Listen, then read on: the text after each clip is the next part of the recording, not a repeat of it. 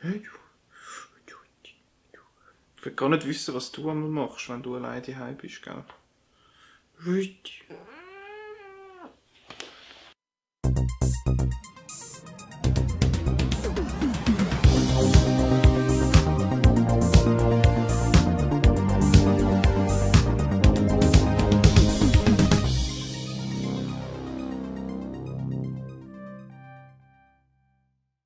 Bei The Secret Life of Pets geht es um ein paar Haustiere und was die so treiben, wenn wir Menschen nicht daheim sind. Hauptsächlich geht es aber um den Max, der super überglücklich ist mit seiner Besitzerin, der Katie. Dann kommt der Duke in sein Leben. Der Duke ist ein riesengroßer Hund, den die Katie heimgebracht hat, auch aus einem Hundeheim.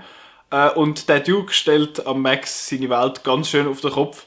Und so fängt ein Abenteuer an durch ganz New York und das aus der Hundeperspektive.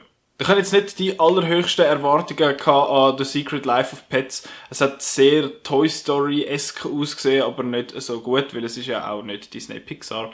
Und es ist auch etwa so, der Film ist sehr okay. Er ist unherzig mit all diesen Tierli und was sie so für Sachen machen und so, aber wirklich ein super Film ist es nicht. Den Artstyle habe ich mehrheitlich echt cool gefunden, dass die ganzen Häuser in New York sind riesig hoch. Da habe ich zuerst gedacht, das ist ein bisschen komisch. Aber wenn man dann so realisiert, dass es ja aus der Hundeperspektive ist und dass es aus deren ihrer Perspektive ja riesig hoch wirkt, finde ich, ist das sehr gelungen. Auch das Design von diesen ganzen Tieren sind generell gut. Es hat sicher ein paar gute Sprecher, muss man sagen. Ich habe ihn auf Englisch gesehen, nicht auf Deutsch. Und dort vor allem der Kevin Hart als Snowball, der kleine Gangster-Mafia-Boss-Has sozusagen, der ist wirklich, wirklich gut.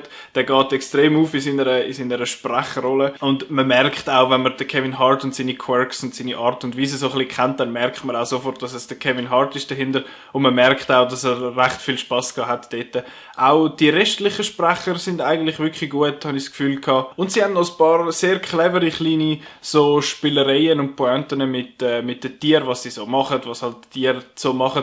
Zum Beispiel hat es die eine Katze, die so irgendetwas in der Hand so ein bisschen, beziehungsweise in den Pfoten so ein bisschen umspielen ist und dann fragt sie sich irgendwann so, wieso hängt das immer noch an meinen Krallen? Und das ist ja etwas, was Katzen so ein bisschen haben, wenn sie da am Leibli sind und so anfangen zu zupfen. Oder halt die ganze Sache mit dem Laserpointer oder für die Hunde mit dem Schmetterling oder so. Das ist eigentlich noch ganz herzig und habe ich recht cool gefunden. Ich habe aber leider gefunden, dass The Secret Life of Pets ein bisschen viel hat wollen sein, aber nicht wirklich gut ist. Er versucht so ein bisschen Disney-Pixar-mässig sein mit seinen Messages und mit dem Thema. Ich meine, Wreck-It Ralph und Toy Story sind ähnliche Geschichten und sonst ist die Story absolut nicht Neues. Er versucht ein bisschen Minions zu sein, er versucht den Erwachsenen so ein bisschen zu gefallen, er muss aber auch den Kindern so ein bisschen gefallen. Er will eine Message halt so überbringen und er will lustig sein und das alles klingt so ein bisschen mäßig, mehr schlecht als recht leider. Und es hat so ein paar Anlehnungen an Toy Story, ich meine, was Sachen oder halt jetzt in dem Fall Tiere machen, wenn die Menschen nicht anschauen, das ist jetzt auch nicht gerade das neueste und innovativste Konzept. Und auch quasi, dass zwei Figuren so ein bisschen buhlen um das Herrchen. Jetzt bei Toy Story ist ja der Buzz das neue Spielzeug vom Andy und der Woody ist eifersüchtig gewesen und das ist quasi genau das gleiche Template, wo Secret Life of Pets jetzt auch verwendet hat.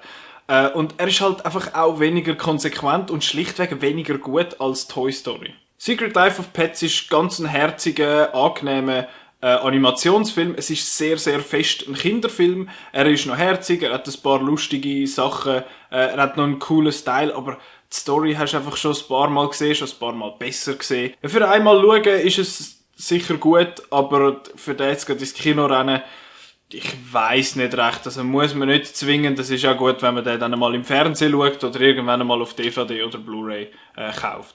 Ja, Pets ist noch ein herziger Film gewesen. Ich habe jetzt nicht gross etwas erwartet, bin dementsprechend auch nicht gross enttäuscht worden. Er geht ja auch nur knapp, irgendwie, glaube 85 Minuten, nicht einmal 1,5 Stunden, von dem her kann man das durchaus mal verkraften. Es ist schon sehr fest ein Kinderfilm, aber eben, wie gesagt, eigentlich noch ganz herzig.